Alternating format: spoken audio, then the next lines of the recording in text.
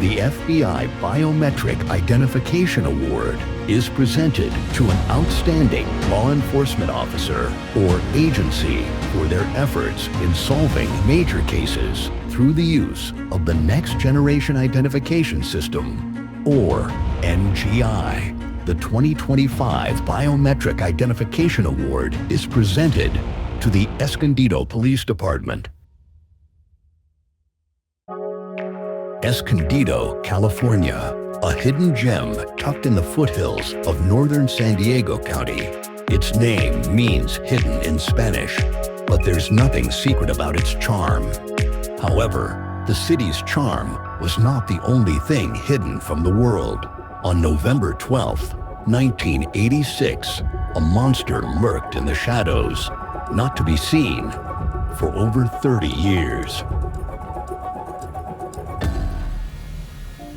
So the victim in this case was an Army veteran. He had a stroke, so he had a little problem moving around. Through the VA, he had a caretaker that would come in and help straighten up his apartment if needed, go shopping for him, things like that. He used to keep his door unlocked. The victim was found by the caretaker on November 13th. She showed up for work at 8:30, and she went into the apartment and saw the victim lying on the floor. She called 911. The police were on the scene within 8 minutes. He called the homicide unit, then rolled out with a forensic team. The last time the victim was seen alive was the day before, which would be the 12th, by the same caretaker. She showed up somewhere around 8:30 and said that the last time she had seen the victim alive was between 10:30 and 11 a.m. A lot of the evidence at the crime scene supported an argument that it was a robbery, and what supported that was the victim kept a cash box. It was a small metal box, a couple of other valuables in it, but he always kept about $300 cash in it, and it was at the end of the hallway in a linen closet. And the reason he kept that was his caretakers would show up and they'd go shopping for him, pay some bills, and knew where the box was. So it was kind of interesting. We were thinking the killer had to know where that box was because the apartment was not ransacked. The only thing that would have been disturbed was the linen closet was open and the cash box was on the ground. The cash was gone. The suspect took the money, and on the way out the door, the victim must have been in the chair and confronted the person. The victim's chair was about 5 to 6 feet away from a kitchen counter, and there was a butcher block on the kitchen counter, and there were knives in it. And it appears that the killer grabbed one of the knives and stabbed or thrusted downward on the victim on the top of his head, and the blade bent, because that knife ends up on the floor with the victim's blood on it. So during that quick confrontation, it looks like the killer reaches over or takes a step or two, takes a second knife out, and now attacks the victim again. And the victim has defensive wounds on his hands and arms, is ultimately stabbed 31 times. The killer left a bloody print near a front window. It looks like the killer went to look out the window and probably held himself up by putting his hand on the wall. So there was a combination of blood of the killer's blood because he cut his finger. So he had his own blood running down the wall. Detective at the time took the sink knobs from the bathroom because it appeared that whoever the killer was, they went into the bathroom and they may have tried to wash up. So he actually took the knobs to print them. Those prints were run through the system, and we didn't get any hits. And so we were kind of at a standstill. The investigators interviewed somewhere between 20, 30 people trying to figure out who the suspect could potentially be, and the case went cold.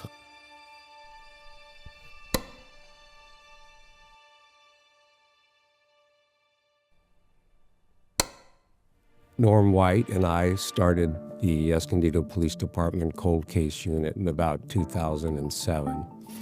And this case was at the top of the list. In cases like this, where you have an elderly victim that's 75 years old, that is stabbed to death in his own apartment, I think often detectives and officers feel a greater commitment and leave no stone unturned in investigating the case. So when Norm and I started reinvestigating this case in 2007, one of the first things that we did was review all of the evidence in the case. So we knew that we had latent fingerprints from the faucet, and also we had a bloody palm print off of a wall inside of the victim's apartment. So we sent that bloody palm print to the sheriff's crime lab, and they discovered that the bloody palm print had two complete DNA profiles, one of the victim and one of the suspect. We submitted the fingerprints off of the faucet, but didn't get any results. One of the things that we did was we located people of interest all throughout the United States. And our goal was to coordinate with law enforcement agencies wherever this person of interest might be living, and then we would brief them about the case and then have them go out and interview our person of interest. The next steps in the case is that in about 2008, the state of California became involved in the familial testing of DNA. So we had familial testing of the DNA done, and that didn't return any results. During that time, our latent print examiner, Cassandra Barnes, took it upon herself to research the print, and she was able to use some updated photography techniques.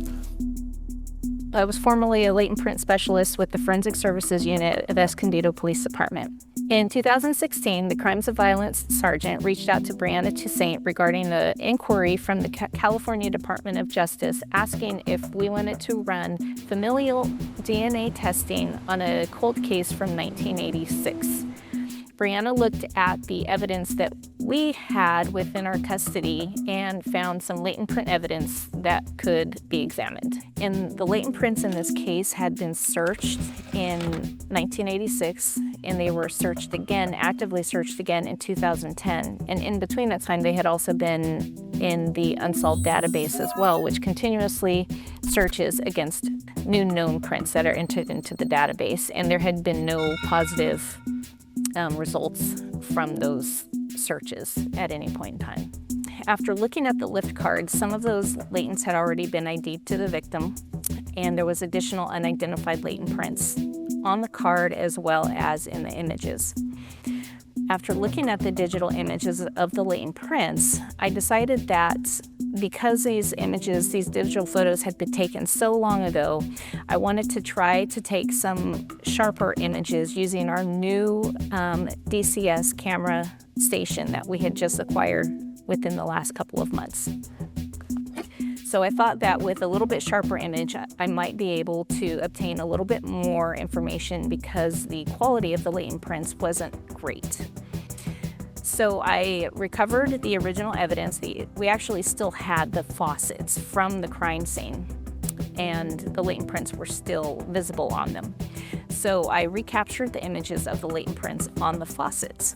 I was able to gather a little bit more detail within those prints. I also examined the bloody palm print, and while there wasn't any real detail that I could make any identifications from the palm print, there was still some valuable information as far as seeing some injuries to some of the fingers in that palm print. I did submit those searches first to the county system in order to try and find a candidate in the local system. That did not yield any results. So then I submitted the prints through the NGI system, which did come back with 10 possible candidates, which I was able to go through, and the possible candidate was at number 4. And I was able to make an identification to Mr. Nathan Mathis. I was on vacation and I got a call in Connecticut where I was vacationing. And of course, I was very excited to learn that after 30 years, a suspect had been identified in this case and that he would soon be apprehended. Back in 2016, I was assigned as a detective in the Special Investigations Unit. We were tasked. They had a possible suspect. Detective at the time reached out to Fontana PD and spoke with an investigator up there to obtain any information we could from the suspect's residence.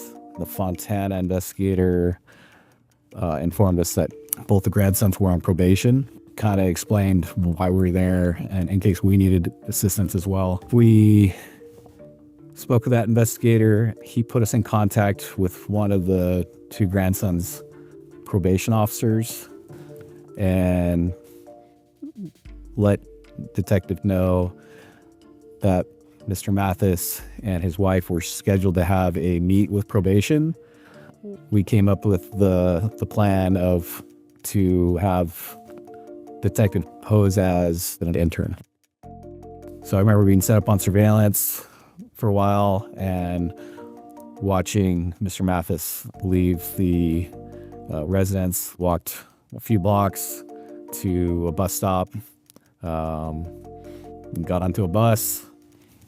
We conducted surveillance following that bus. A plan was formulated to have water bottles provided to all parties involved.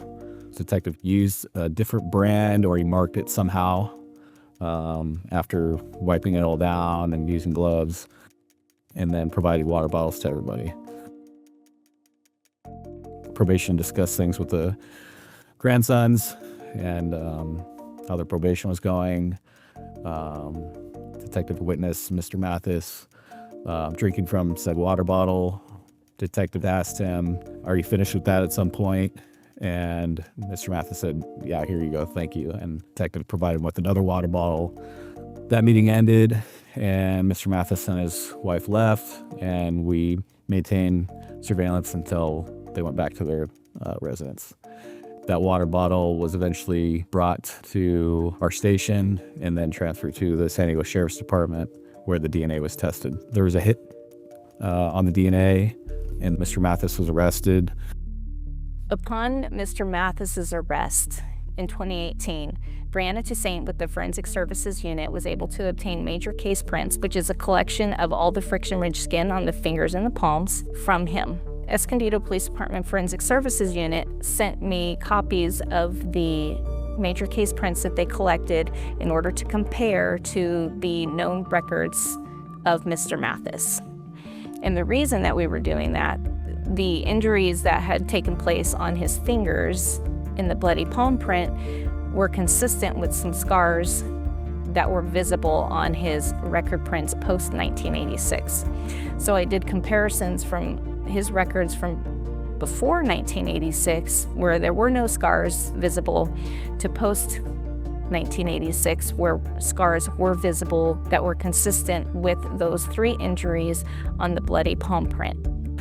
Detective requested that the Special Investigations Unit go up to Ontario PD and pick up Mr. Mathis and transport him back down to the Escondido Police Department. Introduced myself to Mr. Mathis, told him that we were taking him back to the Escondido Police Department. I was thinking that might get a spontaneous statement out of him, but he was completely quiet. The whole ride, about an hour or 45 or so, just not a word.